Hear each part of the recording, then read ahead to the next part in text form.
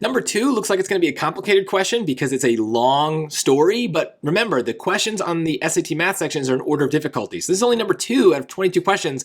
It's going to be easy, so don't let the longer story intimidate you, or the fact that it's weirdly about Moby Dick, right? It's a white whale. That has nothing to do with anything.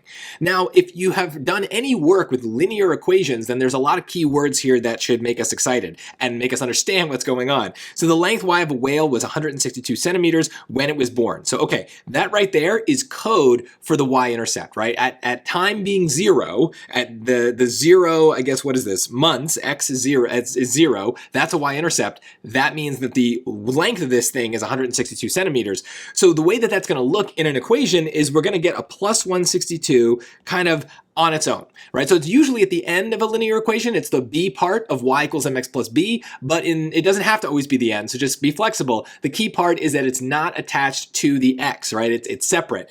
And so that's going to give us the, get us down to a 50-50 shot here of just b and d. And then the next piece that they give us is the slope, an increase at an average of 4.8 centimeters per month for the first 12 months. Now that first 12-month thing doesn't really matter. It's just part of the story, but it's not part of the equation. So really all we're doing here is then looking for the 4.8 as the slope. And that number is going to be attached to the x through multiplication. And then that's going to give us choice D, which is the answer. So not so bad. And we are going to see lots of equations like this on the SAT and the PSAT. Linear equations are like the heart of the test. Now, just as a way to kind of give you a little bit more information, because this might be the start of your prep, one way you can kind of guarantee that with these story questions, you don't fall for trap answers, is you can use the story to create some points that we then plug into equations. That is the overall main strategy for the entire math section. Plug points into equations. So here, the y-intercept is actually a point, right? So if we think about this as an xy, we can think, okay, the y is 162.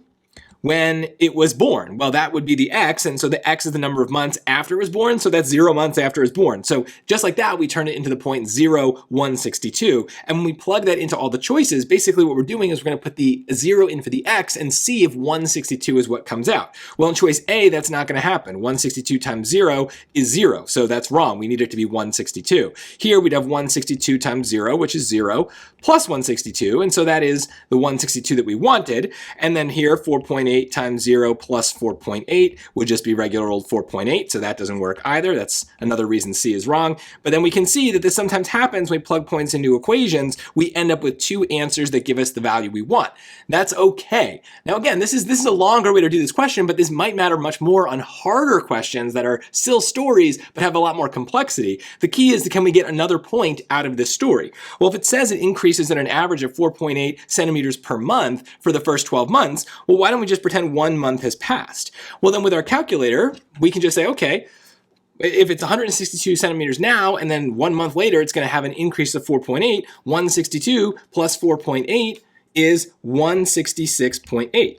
And now the way to check choices B and D is to take that number 1 as our x, plug that in, and see which one gives us 166.8. And you can probably tell just very quickly, choice B won't do that because that's going to be 162 plus 162, right? 162 times 1 is 162, so that's what, 324?